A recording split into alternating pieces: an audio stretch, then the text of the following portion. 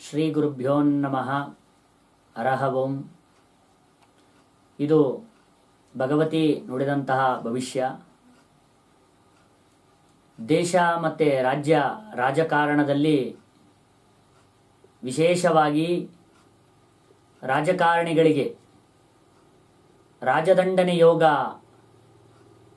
ಮತ್ತು ಜೈಲು ವಾಸದ ಯೋಗ ದಿನಗಳು ಪ್ರಾರಂಭವಾಗ್ತಾ ಇದೆ. ಯಾಕೆ ಈ ರಾಜದಂಡನೆ ಯೋಗ ರಾಜಕಾರಣಿಗಳಿಗೆ ಪ್ರಾಪ್ತಿಯಾಗುತ್ತೆ ಅಂತ ಹೇಳೋದಾದರೆ, ಈ ಬರ್ತಕ್ಕಂತಹ ಏನು ಮಹಾಲಯ ಅಮಾವಾಸ್ಯೆಯ ದಿನ ವಿಶೇಷವಾಗಿ ಒಂದು ಸೂರ್ಯಗ್ರಹಣ ಇದೆ. ಸೂರ್ಯ ಅಂದರೆ ನಾವು ಸರ್ಕಾರಕ್ಕೆ ಅಧಿಪತಿ ಅಂತ ಹೇಳಿ ಕರಿತೀವಿ.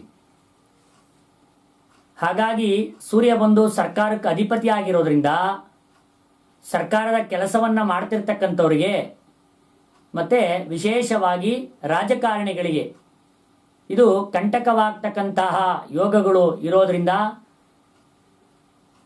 ರಾಜಕಾರಣಿಗಳಿಗೆ ಮತ್ತು ಸರ್ಕಾರದ ಕೆಲಸದಲ್ಲಿರ್ತಕ್ಕಂತಹ ಎಲ್ಲ ಸಾಮಾನ್ಯ ವ್ಯಕ್ತಿಯಿಂದ ಹಿಡಿದು ದೊಡ್ಡ ವ್ಯಕ್ತಿಯ ತನಕನೂ ಕೂಡ ಎಲ್ಲ ರಾಜಕಾರಣಿಗಳಿಗೆ ಮತ್ತೆ ರಾಜಕೀಯ ಕೆಲಸ ಕಾರ್ಯವನ್ನು ಮಾಡ್ತಕ್ಕಂಥವ್ರಿಗೆ, ಸರ್ಕಾರದ ಕೆಲಸ ಕಾರ್ಯವನ್ನು ಮಾಡ್ತಕ್ಕಂಥವ್ರಿಗೆ ಒಂದು ದೊಡ್ಡ ಕಂಟಕಗಳು ಈ ಸೂರ್ಯಗ್ರಹಣದ ನಂತರ ನಡೀತದೆ ಅಂತೇಳಿ ಕಾಲಜ್ಞಾನ ಭವಿಷ್ಯವಾಣಿ ಹೇಳ್ತಾ ಇದೆ. ನಾನು ಹೇಳಿದಾಗೆ ಯಾವುದೇ ಒಂದು ಗ್ರಹಣದ ಪ್ರಭಾವ, ಗ್ರಹಣದ ಮೊದಲ 3 ತಿಂಗಳು, ಗ್ರಹಣದ ನಂತರ 3 ತಿಂಗಳು ಇದರ ಪ್ರಭಾವ ಇರ್ತದೆ. ಅದಕ್ಕೆ ಒಂದು ಯಾಕೆ ರಾಜಕಾರಣಿಗಳೇ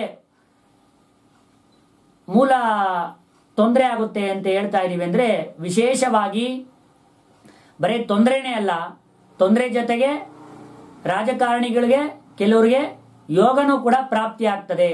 ಅದು ಯಾವ ರಾಶಿಯವರಿಗೆ ಅಂತ ಹೇಳೋದಾದ್ರೆ, ವಿಶೇಷವಾಗಿ ರಾಜಕಾರಣಿಗಳೇ ಆಗಿರಬಹುದು ಅಥವಾ ಸರ್ಕಾರದ ಕೆಲಸದಲ್ಲಿರ್ತಕ್ಕಂತಹ ಪ್ರತಿಯೊಬ್ಬ ಮಾನವರಿಗೂ ಕೂಡ ಈ ಯೋಗ ಪ್ರಾಪ್ತಿ ಆಗ್ತದೆ. ಮತ್ತೆ ಯಾರಿಗೆ ದೋಷ ಅಂತ ಹೇಳ್ತೀನಿ ಅವರಿಗೆ ದೋಷನೂ ಕೂಡ ಆಗ್ತದೆ. ಯಾರಿಗೆ ಈ ಯೋಗ ಪ್ರಾಪ್ತಿ ಆಗುತ್ತೆ ಅಂತ ಹೇಳಿ ನೋಡಿದಾಗ 4 ರಾಶಿಗಳು ಯಾವ್ದಪ್ಪ ಅಂತಂದ್ರೆ ಮೇಷ ಮತ್ತೆ ಕಟಕ ಅಥವಾ ಕರ್ಕಾಟಕ ಅಂತ ಏನ್ ಕರಿತೀವಿ, ಮತ್ತೆ ವೃಶ್ಚಿಕ ಮತ್ತೆ ಮಕರ ರಾಶಿಯ ಜಾತಿ ಸಂಜಾತರಿಗೆ ಅಂದ್ರೆ ಈ ನಕ್ಷತ್ರ ಮತ್ತೆ ರಾಶಿಯಲ್ಲಿ ಹುಟ್ಟಿರ್ತಕ್ಕಂತಹ ಜಾತಕರಿಗೆ ಯೋಗ ಅಂತಕ್ಕಂಥದ್ದು ಪ್ರಾಪ್ತಿ ಆಗ್ತದೆ.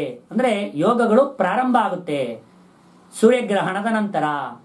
ಮತ್ತೆ ವಿಶೇಷವಾಗಿ ಇನ್ನುಳಿದ 6 ರಾಶಿಗಳಿಗೆ ತುಂಬಾ ತೊಂದರೆಗಳಿರ್ತದೆ.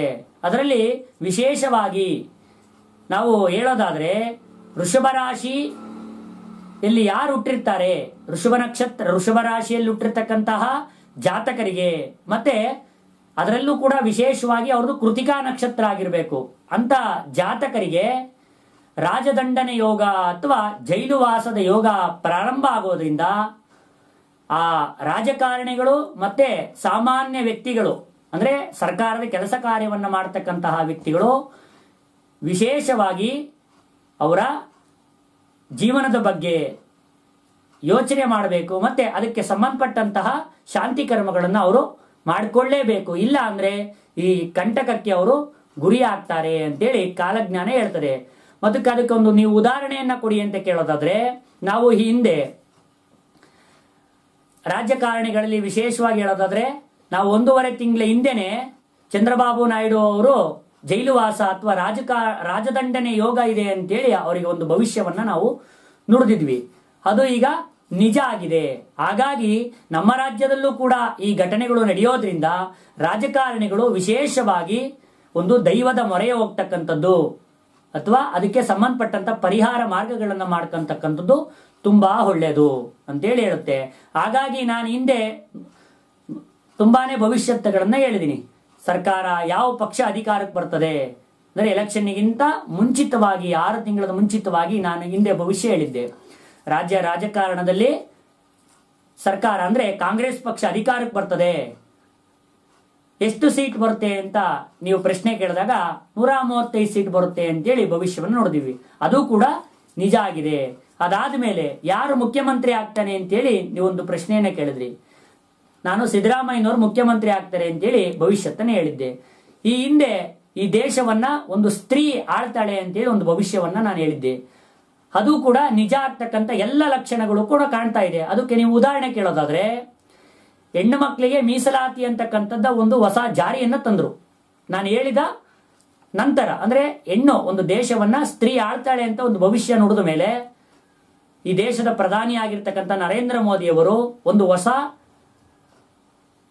ಯೋಜನೆಯನ್ನ ತಂದ್ರು. ಆ ಯೋಜನೆ ಹೆಣ್ಣು ಮಕ್ಕಳಿಗೆ ವಿಶೇಷ ಮೀಸಲಾತಿಯನ್ನ ಕೊಡ್ತಕ್ಕಂಥದ್ದು. ಅದರಲ್ಲೂ ಕೂಡ ವಿಶೇಷವಾಗಿ ರಾಜಕಾರಣದಲ್ಲೇ ಕೊಟ್ಟಿರ್ತಕ್ಕಂಥದ್ದು. ಆ ಯೋಗ ಮುಂದಿನ ದಿನಗಳಲ್ಲಿ ಬರುತ್ತೆ ಅಂತೇಳಿ ನಾವು ತಿಳ್ಕೋಬೇಕಾಗುತ್ತೆ, ಇದು ಗೊತ್ತಿರುತ್ತೆ. ಅದೇ ರೀತಿ ನಾನು ಹೇಳಿದೆ, ಯಾವ ರೀತಿ ಈ ರಾಜ್ಯ ರಾಜಕಾರಣದಲ್ಲಿ ಕಂಟಕ ಇದೆ, ಏನು ನವೆಂಬರ್, ಡಿಸೆಂಬರ್, ಜನವರಿ ಈ 3 ತಿಂಗಳಲ್ಲಿ ಒಂದು ಕಂಟಕ ಇದೆ ಅಂತ ಹೇಳಿ ನಾನೊಂದು ಭವಿಷ್ಯ ಹೇಳಿದ್ದೆ. ಅದೇ ರೀತಿ ಆ ಕಂಟಕಗಳು ಬರ್ತಕ್ಕಂಥ ದಿನಮಾನಗಳನ್ನ ನೀವು ನೋಡ್ತಾ ಇದ್ದೀರಾ. ಆಲ್ರೆಡಿ ರಾಜಕಾರಣಿಗಳು ದ್ವೇಷದ ರಾಜಕೀಯ ಹೆಚ್ಚಾಗ್ತದೆ.